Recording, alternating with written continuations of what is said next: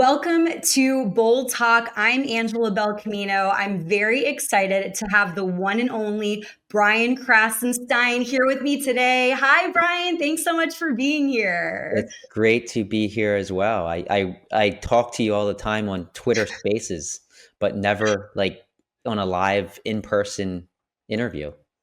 Yeah, I know, I'm so excited you agreed to do it. We've been interacting for all these years and it's been magical. Or moments of it haven't been maybe, but it hasn't all been pleasant. But speaking of that, I mean, you've built quite an empire on X and beyond. And when you put yourself out there like that, people tend to create narratives and think that they know you. They've got you all figured out. And really, it's only like a snippet of the full story. So I'm so excited to have you here because my hope today is that people can kind of get to know you better, understand you a little bit better. That it's not just all about politics and policies, although that stuff is all very important, but connecting on a human level and just kind of getting to know you better beyond what they think they know about you. So you're originally from New Jersey, right? Did you grow up there? Yeah, I grew up in a town called Summers Point. It was about like 15, 20 minutes from Atlantic City, right on the shore, South Jersey. I love Atlantic City. Do you go back now at all? Yeah, I went back 2 summers ago. Took my kids to the boardwalk. That was great. Took them to Ocean City. Had a good time. Yeah. Yeah, it was the fun. Well, now I'm in Florida, so we're more Yeah, like me neighbors too. 'cause you're in Florida. Yeah. Yeah, we're neighbors now. So we kind of did a similar thing. Yeah, I where was in New Jersey? Well, I didn't. Sorry, I'm lying. I would like go to Atlantic City, but I lived in New York City. Okay. So I was in Astoria, and then I was on the Upper West Side most recently. But Atlantic City was like my favorite little like mini getaway that I learned about over the past few years. Just very charactery and fun. And I'm a beach girl. I'm like native to Florida, so being back like near the water is always home for me. So you have a twin brother, Ed. What has it been like being a twin? What are those dynamics and your family dynamics? Like people ask me that all the time, and it's like I don't know the difference, so I don't really know what to say. I mean, I guess the only thing is that like we always had someone to hang out with, play sports with. Like even in college, we dormed together, so we had somebody to like study with. So it was like somebody's always was there for me. Whereas I guess if I just had a brother or sister that I wasn't super close with, then that wouldn't have been the case. Yeah. Do you have any other siblings? Nope, it's just us. The two of you. Wow. So yeah, you don't really know even that dynamic of siblings outside of like having a twin Right. brother. Yeah. Interesting. What are the similarities and differences in your personalities? I think we're very similar. Like I would say he's maybe slightly more like aggressive in life.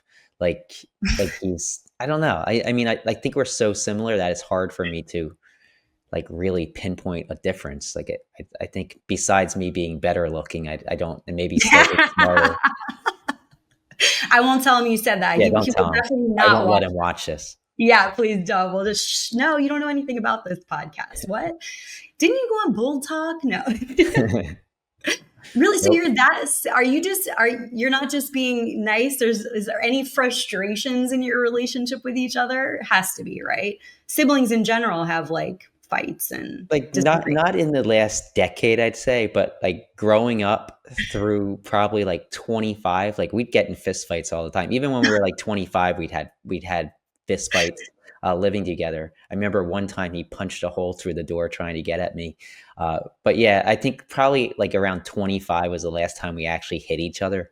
Uh, and we're pretty civil now. We don't live together now, so it's a lot less less likely for us to get in a fight. Yeah, you have some healthy distance. You're not like forced to, staying in the same place all the time. Yeah, very competitive though, like having a twin, like you're competitive because you realize like if he does something better than you, then you failed.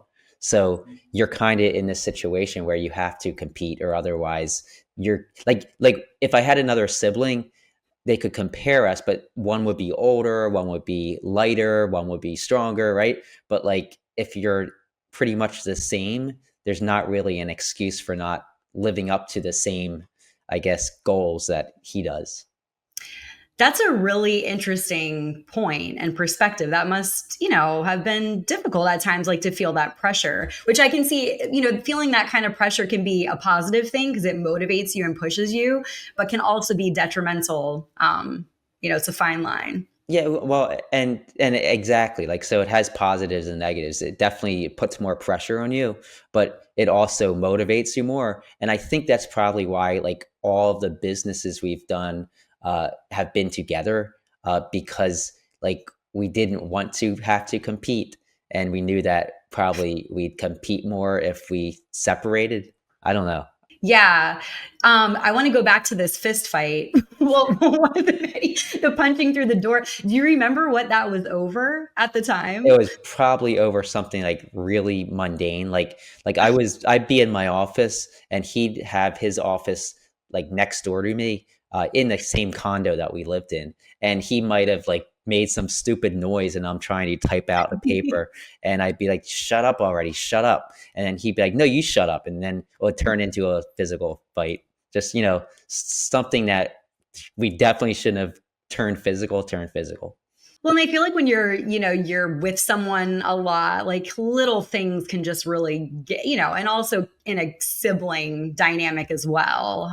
Just little things will get to you and add up and annoy you. And they also know how to push your buttons. Oh, yeah, exactly, and that's what it was, like, what a little mundane thing would, like, piss me off, and then he would say something that he knew would piss me off even more, and then it would turn into a fist fight, and it would That's last, so like, maybe, like, 2 minutes, and then we'd be like, "Okay, that was enough." funny. You're like, yeah, you want to go get dinner? You want to Yeah, go and then, like, 10 minutes later, we'd go get dinner.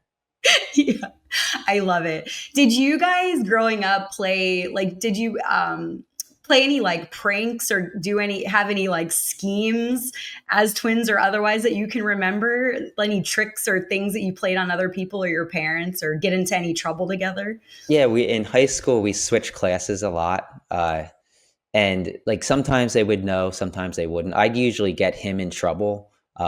We'd switch, and then I would, like, one time I just, like, sat there and I just stared at the teacher for all 45 minutes of the classroom, and they realized it wasn't Ed. He got a detention, I didn't, so that was nice, I guess. But yeah, like, we'd usually, like, play pranks on each other while we were playing the prank. That sounds like fun. Do you still do that at all? Not Have so you much. grown out of Like, it? yeah, not so much anymore. It's hard now. Like, there's, like, our wives know us, like, it's hard to fool our wives. It's uh our kids. Sometimes we play around with our kids and try to fool them. And it worked until they were maybe like 5 or 6, then it didn't work anymore. They could tell the difference. Yeah, I mean, kids are smart in general, Yeah. so they figure things out. They pick up on a lot. So it's amazing how smart they are, really. How many kids do you have? 2 kids. We each have 2 kids, yeah. Oh my A boy and a gosh. girl. Another similarity. Yep, yep. He has 2 Another boys though. similarity. Yep. Wow. So I mean, you have been hustling. Speaking of, early years and businesses and working together, it seems like you kind of had that hustle from a pretty young age. Did I read that it started with like baseball cards or something? Yeah, like, I don't know if you remember Prodigy. It was like a AOL, America Online, CompuServe type thing.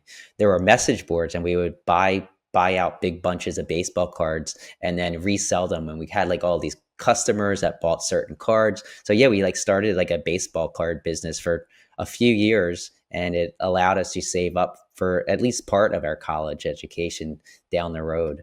So it was I guess it was when we were 15, I think we started. That's incredible. Where do you think that hustle came from? Is that something you learned like from your parents or did you always just have that? It's just that, like, we liked technology, and we liked, like, figuring out ways to use that technology. And I mean, still to this day, that's how I kind of view things. I try to, like, jump on trends that are related to technology. And in that, it was just the internet in general, right? Like, it was the fact that you could do e-commerce over the phone lines via Prodigy or AOL. And I think that's probably what gave us the motivation. It was something we could do, something we could make money with, and something to save money with. Amazing. So at what point did you move to Florida? Is it more of a recent thing or have you Uh, been here for a while? Well, 2005, so 20 years ago, right after I graduated college.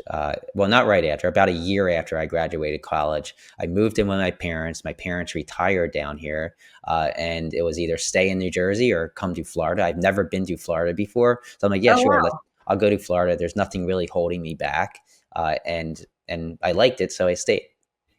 Yeah, how are you finding it overall? Do because obviously it's very different than the North. I've Yeah. experienced that now as well. So, Yeah, I mean, the heat can get intense in the summer. Right now, it's like 95. But you stay inside, you go in the pool, you go to the beach.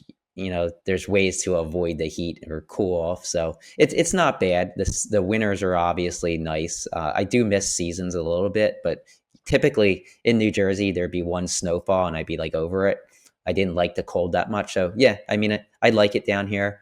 I guess maybe the politics a little bit, not so much, but overall, I like it, and my family's here, and that's important.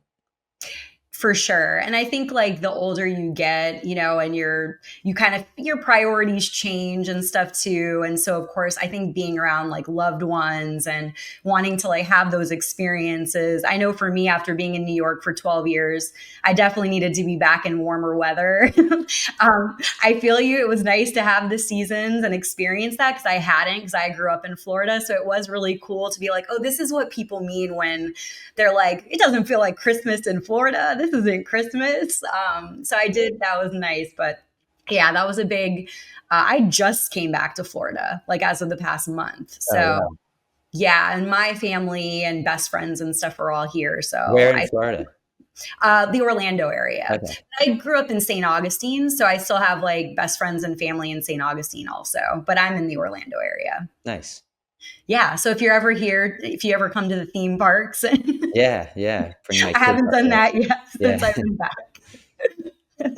Well, going back to your like competition with Ed, are there things, and you've mentioned that I'm actually surprised to hear.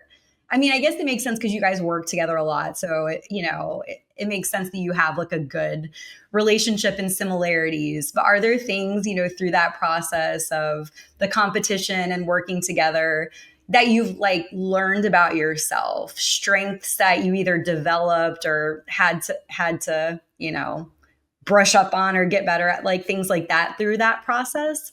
I can't think of anything like major offhand. Uh, I think just like I I guess trying to jump onto new things, trying to figure out new things, teaching myself things so that I can try and figure out what's coming next from a business standpoint at least. But yeah, like I can't really think of anything offhand. Yeah, and I guess another part of that is just like what just to kind of like learn more about you, like your personality. What would you say that your, ways to describe you or personal strengths that you have? I'm very motivated. I'm like slightly like shy, I guess. Like I don't like being in big crowds. I like being with friends. I like hanging out with friends. Yeah, I'm laid back. I'd say I'm pretty laid back. I'm motivated, but I'm laid back. Yeah, I mean, balance is important, right? So, but these are cool things to learn because I bet a lot of people wouldn't have suspected some of these things about you. For example, that you're shy, People again think that they know you and they've got you all figured out based on some tweets and some posts on social media. So, that's why I'm like, let's get to know the real Brian. What's Yeah, what's right. behind the Yes, tweet? yeah, you don't really get to know somebody on social media very often, especially on like X, right? Like it's also about snippets and clips of text, and then things are taken out of context, cut from the full dialogue and pasted, and people judge based on that. So it's good to like actually see video and see somebody talk. I think so. I like doing more videos recently. Yeah, and that's been exciting for me with the podcast because like the spaces have been cool, right? Like it's been cool to interact with people and connect with people via spaces, but the audio is really only one piece of that. So that is definitely, an advancement. It's nice because you still feel like you're getting to know someone, but the video component I think just adds a whole other layer. That's nice because you can see people's, body language and a lot more about them. Yeah, Yeah. and like I think you can understand them better, right? Like on Twitter, it goes so from a text tweet, and I keep saying tweet X, I guess. I say Uh, it too. a post is just text. It's like totally out of context. You don't get the mood. You don't get, if there's sarcasm. Then you have spaces, which we participate in a lot, and it's more like, you can hear their tone of voice.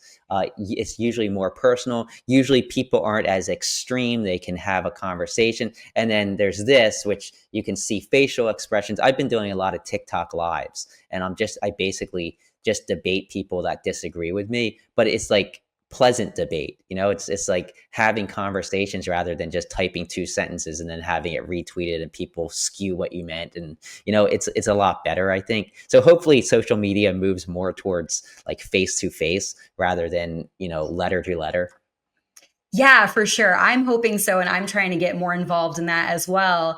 That's interesting what you said because I'm kind of new to the whole TikTok game too. I've been doing some of those videos and stuff lately too. So you find that it's because things can get heated. You're enjoying that content and you're enjoying TikTok. Yeah, yeah, like I really enjoy having the conversations, and I feel it keeps you on your toes because you have pushback and you have to either adjust the way you see things, or you need to figure out a better way to explain yourself. And I think it's fruitful. I think that hearing people talk, especially with what happened to Charlie Kirk, like that was a tragedy because even if you disagree with Charlie Kirk and hated him, it's like you still had that dialogue. And if you cut off dialogue, people get even more extreme. Charlie Kirk was allowing, at least as much as people might have hated things that he said, at least he had those conversations. And that's important, I think. 100%, I'm with you. That was the same thing that I was trying to do with spaces and trying to do even with this podcast is really doing my best, like using my platform to try to bring people together Like because humanize them, right? You want to yeah, humanize. exactly, and have the conversations. Like it's okay if we don't agree about things. I'm trying to approach it from an open mind and talk to people and realize that it is okay to disagree and you know, try to just connect on that human level and bridge gaps rather than just like, amping up the hate and the division and the aggression. So yeah, I'm totally with you on that. I wanted to what is people's problem with you? Like, I feel like it's a very blunt way to ask it, but like for example, I posted the flyer of upcoming guests for the podcast, and believe me, I have many a troll and hater. So this is not just on you. Like I have my own answer to this question, but and people were just like, oh, not Brian. Like, what is the deal? Why are people so angry at you?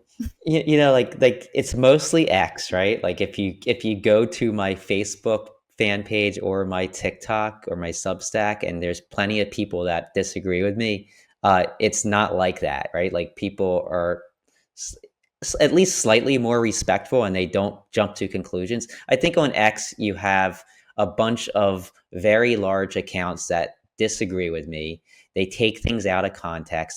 They skew what I meant by things, and then they share it and it goes viral. So people get, the wrong like context around what I say, what I mean, what I stand for.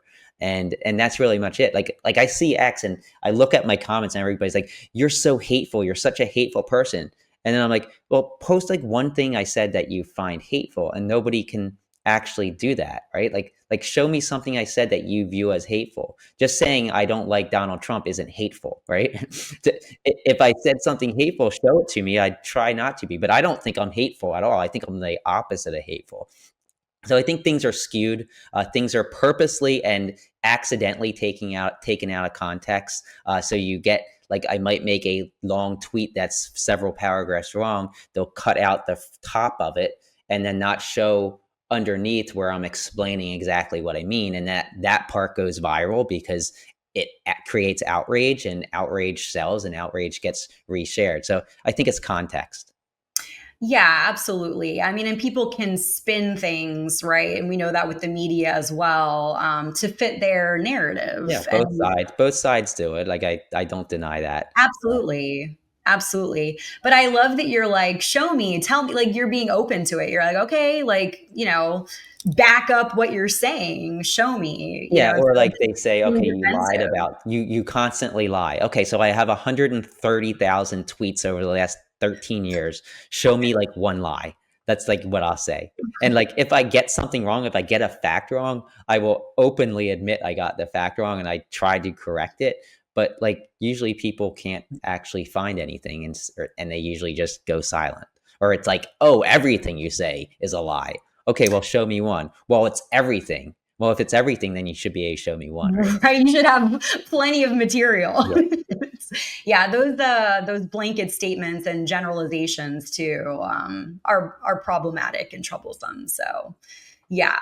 So talk to me about your political journey. When did you, was there like a pivotal moment or time or experience when, or, how long have you been political, or how did you get into politics?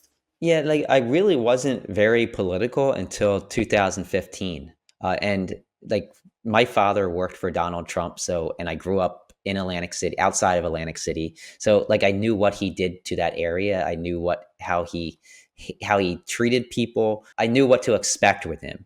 So in 2015, he's running against Hillary Clinton. My wife is pregnant, about to give birth. My son was actually born a week before that election, like I think the election was November 6th, and he was born in late October.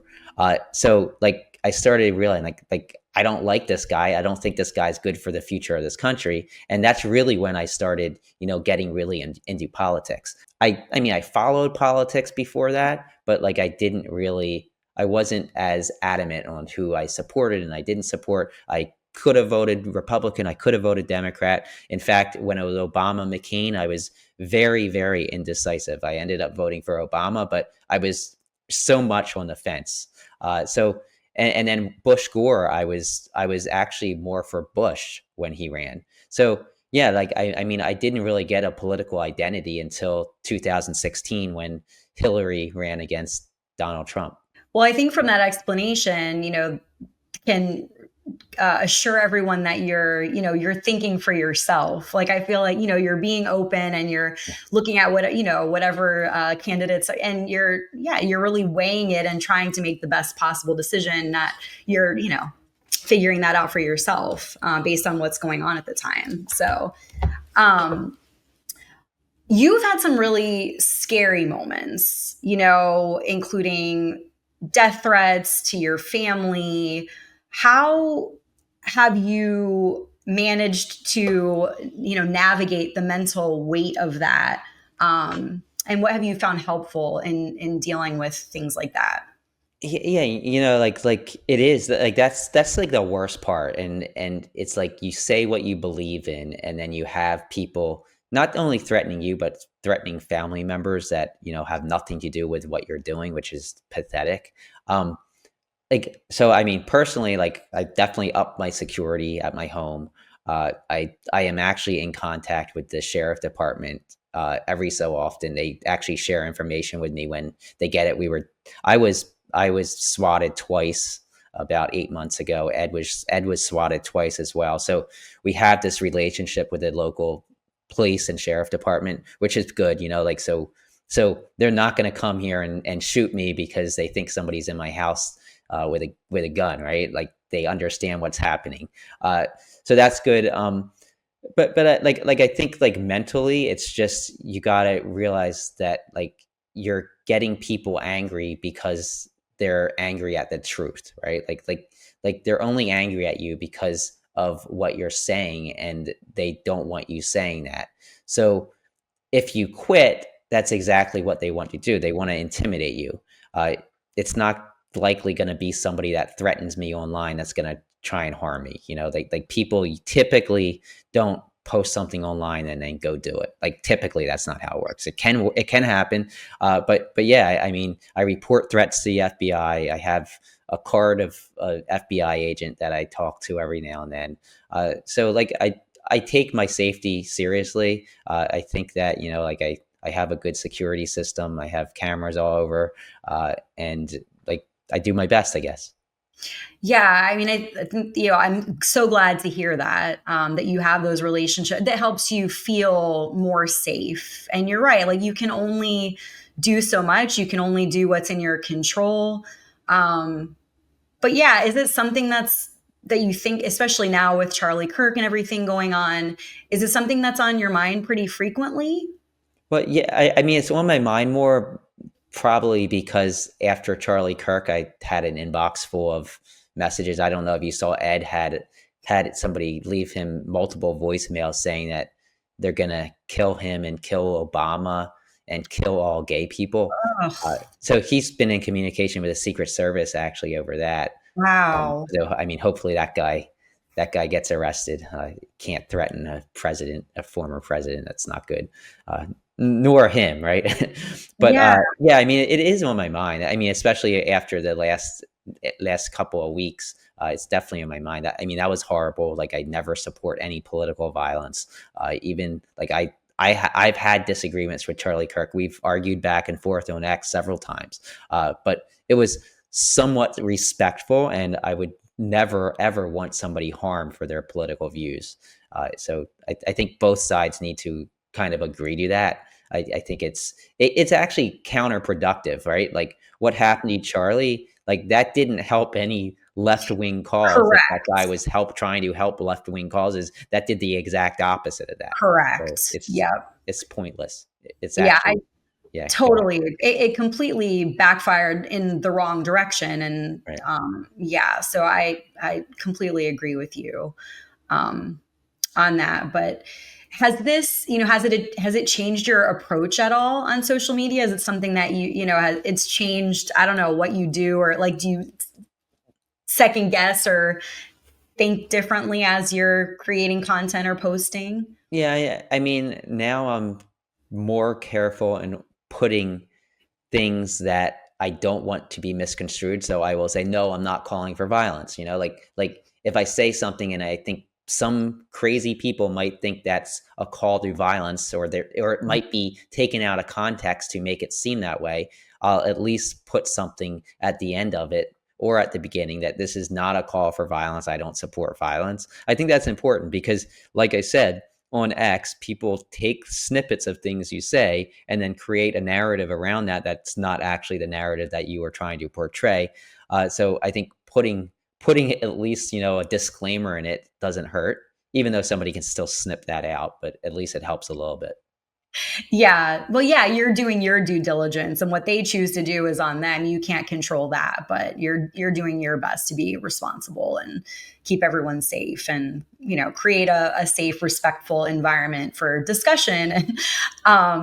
So speaking of that, what is your approach kind of to trying to and you've already spoken to this a little bit, engaging with differing viewpoints? Do you have any particular style or approach when it comes to, engaging people who think differently or have different opinions about things? Yeah, I mean, I think like when I do videos live, I just like to, listen to what they're saying and then, just explain to them with facts, like give sources, say like this is what this says. I like actually X right now because you can use Grok. Like it's great. Like if somebody says, "Oh no, you're lying. This isn't true." It's like, "Okay, Grok, fact check me." And it will fact check. And if you're right, it will just prove you're right. If you're wrong, then you're proven wrong, right? So like and then you still have people saying, "Oh no, Grok's biased," right? Like either way, There's people are always saying it, something. right? Yeah. Even though it has like a huge trove of data from like what like I think it's like 14 billion tokens or 14 trillion tokens, I think, which is like 14 like probably 7 trillion words. They still say it's not true, but you can't get to those people. Those people are you're never going to convince. Absolutely. How are you feeling about the state and like future of our country right now? Are there any particular, issues or concerns that you're most passionate about right now? Yeah, I mean, I think that like I'm really involved in technology and I'm really involved in politics, and I think where it's intersecting right now when it comes to AI, automation, and robotics, I think you're going to see the income inequality in this country completely explode, right? Like, and by explode, I mean the gap will increase significantly over the next 5 to 10 years. And I remember having a college course about income inequality 20 years ago or 24 years ago, and like learning about how this gap is just widening and widening and widening.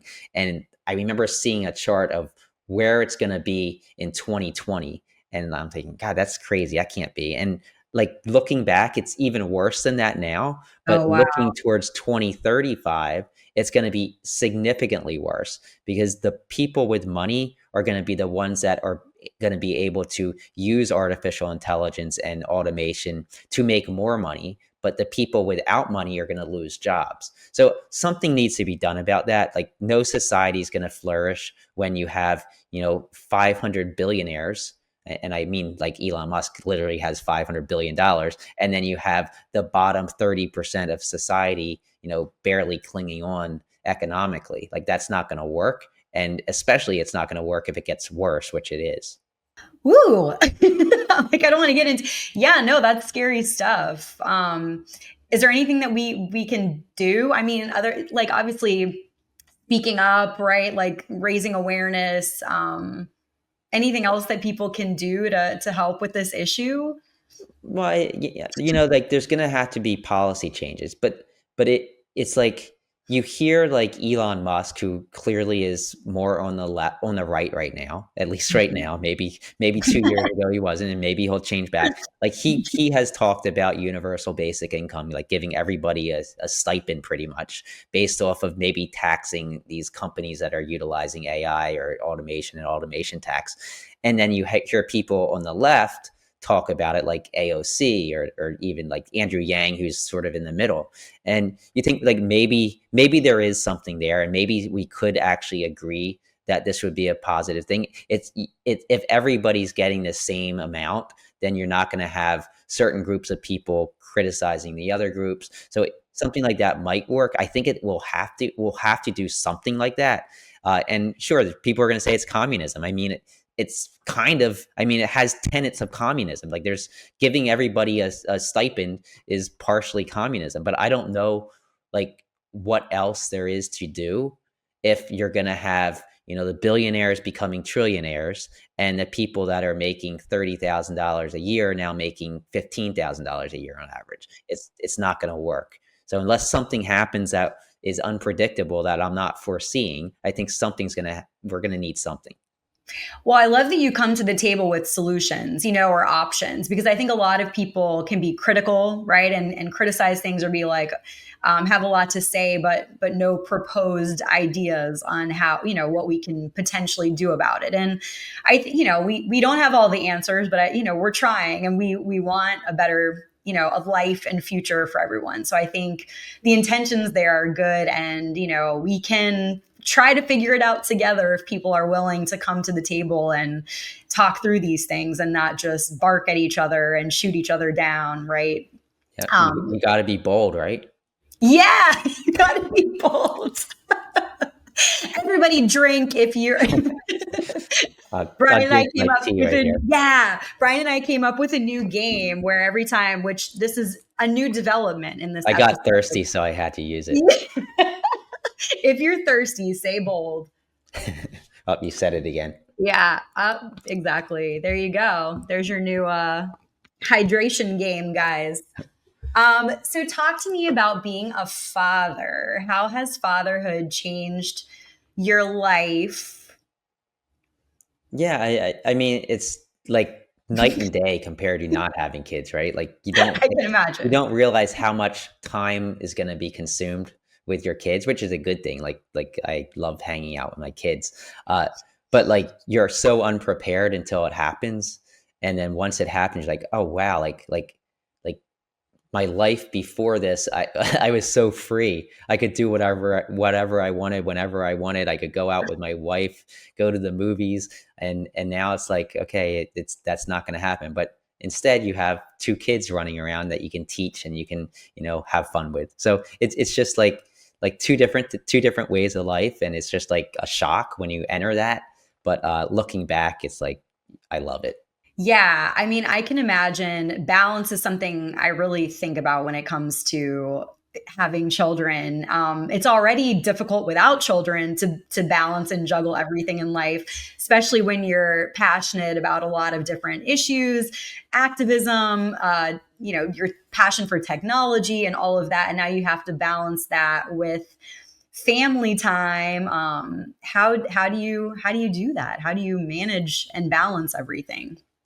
Like I'm very structured in my day. So like my day pretty much, at least the 5 days, not the weekend, it's pretty structured. So like I wake up, I do everything I have to do, go to the gym midday, come back, do a bunch of other work, and then by the time the kids get back, I'm pretty much done. I'm not saying I'm completely done. I'll do a little thing every now and then, but yeah, like I think you need to be structured, because otherwise, I think you'd go crazy. So structure and like having a routine, yeah, is something that you found helpful. Yeah, yeah, definitely. Like it without the structure, you'd be all over the place and you'd be stressed out, I think.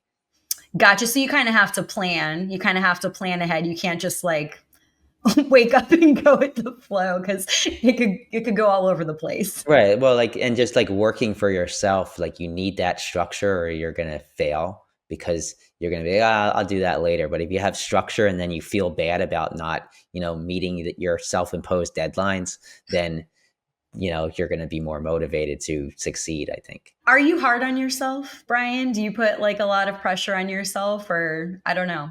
I'm just curious. Yeah, I mean, with certain things, I'd say more so in the past. I think after I had kids, I not so much. But yeah, like I had high expectations, I think, of myself, and I mean, I still do, but to a lesser extent now. Like now, I'm just kind of more laid back and enjoying life, I guess. That's interesting. That's a really cool perspective, like that having kids kind of made you more laid back and made you enjoy life more. Yeah, I mean, laid back in some ways. Of course, having kids isn't very laid back when when you're dealing with two parties every day, and like during the weekend, and having to plan around everything. But yeah, I mean, overall, I think that's true. But I feel like you have accomplished a lot and continue to accomplish a lot. So, hopefully you are proud of everything that you've done and are continuing to do. It still feels like every day you're working hard and you're at it. Like, you're doing your thing and Yeah, I every feel day. like yeah, I mean, that's true, but it's hard to judge how much somebody's doing something, from just social media, right? Like yeah, I tweet a lot. I probably have like 10 tweets a day, but a tweet takes me what, maybe like 2 minutes to craft. So that's 20 minutes a day out of my, but like so like people are like, oh, you're constantly on Twitter if they're on Twitter, but no, you're just constantly reading my tweets. Maybe you're constantly on Twitter because you're reading all my tweets. That's funny. Um, Yeah, I think I spend more time doing like face to face stuff off of Twitter, but people don't really realize that if they're on Twitter. right. What are, I guess for you looking back on everything that you've done, what stands out as greatest accomplishment or couple greatest accomplishments that you're proud of so far? Well, I think raising my kids, but I mean, from a business standpoint, in like 2014, we created a media company around 3D printing and additive manufacturing, which we sold like 2 years after that. And it was stressful. We worked, and I say we, Ed and I, we worked probably 17 hours a day for about a year and a half to 2 years before finally selling that. And it was such a relief selling it, but it was worth it. And that site's still there. It's 3dprint.com. Awesome. Check it out. Yeah, Uh, I don't run it anymore, so I can't. Don't criticize me if you don't like something on it. yeah, don't you hear that, guys? Don't come at him about it. He's not involved anymore. You heard it here. The Yeah, fact. What about goals for the future? What are some aspirations, goals that you would like to accomplish?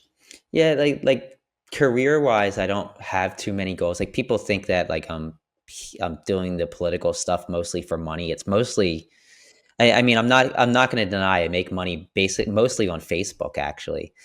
Twitter, I make a little bit of money, but like it's not for the money. It's just a, an outlet for me to like speak out about things I disagree with. And like my goal with what I do, my political stuff is mostly to just help direct the country in a way that I think my kids should live in, right? Like a country that I want my kids growing up in, rather than you know it like obviously you get all the people in X saying, oh, you're paid by the DNC or you're paid by this group or that group. And no, like that's not true. That's beautiful. And I'm really happy that you said that. I hope everyone is hearing that because I don't know how anyone could be mad about that being your motivation. Just Yeah, I wanting. mean, everybody has a different view on how you get to that point, how you get to a better country, how you get to a place where you want your kids to grow up. Like, I Mhm. don't fault people for thinking that it's better to do something that I disagree with, right? Like, it's just it. But when you have those ideas and ideologies based off of false pretenses or things that aren't true, I think that's dangerous. So I think like my two goals are to push things in the direction that I think is best for the country, but also, make sure misinformation is not being propagated or spread. And like I don't deny I've posted things that were inaccurate in the past that I've corrected, right? But like I feel like so many people are afraid to admit that they were wrong because they see it as a weakness. When really, I mean, it should be a strength. Like if you're admitting you're wrong about something, that means that you actually care about the outcome.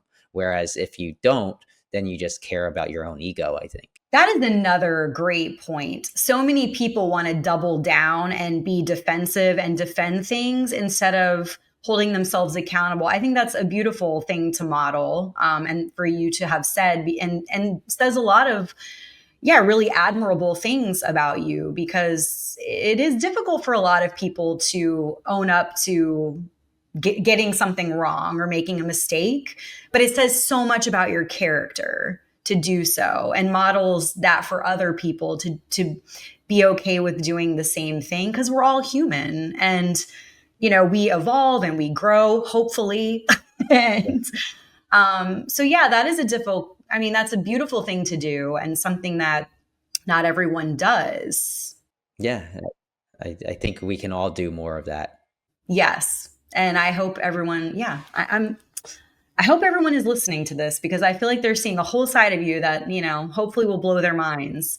Um, how do you mentioned, how do you take care of yourself, Brian? What do you do? I don't know, for fun, to just kind of keep yourself in a good, obviously family time. I know we've sort of talked about that. Is there anything else we haven't covered that you kind of do just to take care of yourself and your mental health? Yeah, I mean, I like relaxing on weekends, going to the beach. I live close to the beach, so that's great. I have a boat, so I use that sometimes, although it's sometimes a hassle to clean and all that. Uh, but yeah, like I relax on the weekends. I during the week I split the day up. I go to the gym, I work out, I try to eat healthy. Uh, but yeah, I mean, spending time with family. Traveling, I like traveling to different countries, traveling to different areas of the country, just seeing the way different people live. I think that's eye opening, and like from a political standpoint, like seeing the world and how different people see things. I think that's important because you start understanding people more. And when you're trapped in like an echo chamber, or you're like if you're in a small town in America and you don't get out much, then most people probably have similar views as you do, or they look the same as you do, or they act the same as you do. But when you go to other countries and you truly see like how people interact and what they believe in and what they do and how they act, I think it's very educational and it helps you understand things a little bit better. Absolutely. It's important for people to get outside of their bubbles, and their boxes, and Yeah, I'm really grateful for that experience as well. I know that it can be uncomfortable to do for people. You're comfy in your little world. But yeah, you can learn so much and grow so much by having those experiences and learning about other people, other cultures, other backgrounds. Absolutely. I've been fortunate, even just, pushing myself to move out of Florida to New York was a whole world that, I mean, it's one of the best decisions I ever made in my life because it really made me a stronger person. And I got to experience a whole different way of life and pace there. I also have family in Belgium. So I've been able to go over there since I was young too. And that's also like really exposed me to different foods and, so that you're not so like, ew, it's good to get outside of your one track mind. And For sure. yeah, so that's amazing. If you could tweet your younger self during those early hustles and resistance highs, what advice might you give yourself? Probably like don't let the trolls get to you. Like most of them don't actually mean what they're saying. There's a lot of people on social media who just say stuff for the thrill or the engagement, or maybe they're not even these days. They might be AI, uh, but yeah, like just like don't let nasty people get to you. I think because I think early on it really did get to me, and at this point I feel pretty immune to it. Like if somebody says something nasty about me, I'm like, okay, they don't know me. They don't even know what I'm trying to say here. So like, it's pointless to even engage with them. Yeah, I feel like this is a pretty common theme with most people that I talk with that are kind of putting themselves out there and doing the social media thing and having a platform. We all deal with the haters and trolls. And I think a lot of us starting out, it's hard. You're not used to it. And there's something that comes along with maturity and, getting more comfortable in your skin and growing a thicker skin to where you're able to deal with it better. And I love talking about it because I think so many, and young people too, are dealing with bullying and trolls. So anytime that we can talk about that and how we deal with it and how we, not let it get to us, and that it's about them and it's not about us. And I think it's a really cool thing to hear how everyone individually deals with that differently. Yeah, you just got to brush it off, I think. Right, but it's like easier said than done, and people It are is. It is. nasty. I mean, they really, and you're experiencing it, I am, and they'll come at you everything, and like you said, with your family, and it gets Yeah, you know a that lot. like the lies bothered me the most, but now with Grok, I just say, "Hey, Grok, is this true?" And then it shuts them up. I love that. Take notes, people. Yeah, I'm gonna take notes. Yeah, I can't do that with all the forehead criticism.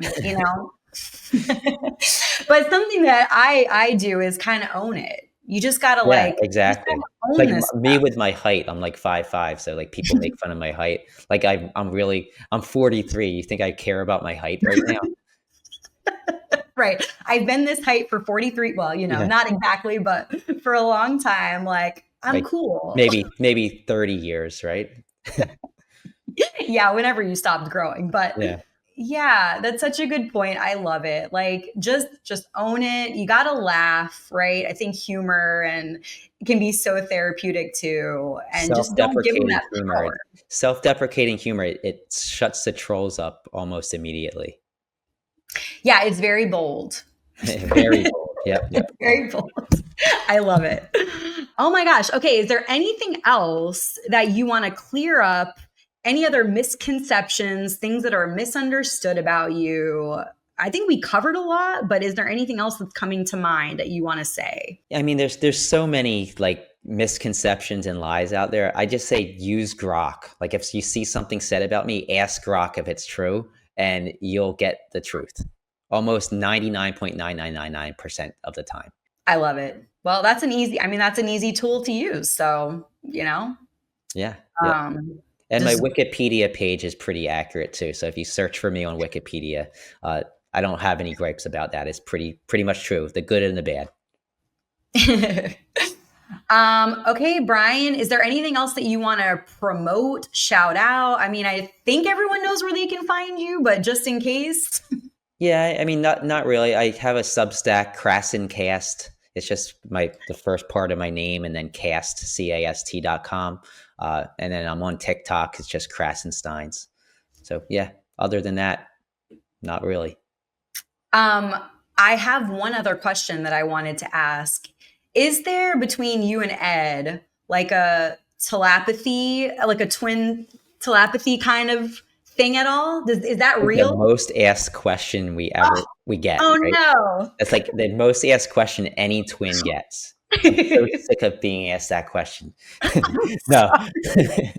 I have you, so I have There to ask. isn't. I haven't. There is no telepathy, I, but I think like since we grew up together for our first like 25 years, we have so many of the same experiences and genetically we're the same that we can pretty much predict what the other one would think about certain things. So I guess like not in a traditional sense, but in a actual scientific based sense, maybe. I hear you. Like it's hard to know if it's a twin thing or if it's just like a you're in tune with each other because you're siblings and you grew up together and you spent all this time together and right. So it's really hard to say is it like a twin thing. But you know, I don't get to speak to many twins, and so I had to ask for anybody.